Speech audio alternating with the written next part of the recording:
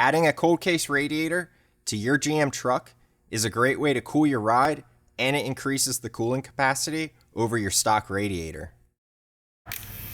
These radiators are direct fit for automatic GM 1500 trucks ranging from 1999 to 2012. We have two radiators for this application, one for trucks equipped with an engine oil cooler and one for those without engine oil coolers. Both have automatic transmission coolers. As I mentioned, these are direct fit and feature 2 rows of 1-inch tubes with 16 fins per inch. They're fully TIG welded fabricated aluminum tanks for added cooling capacity and strength.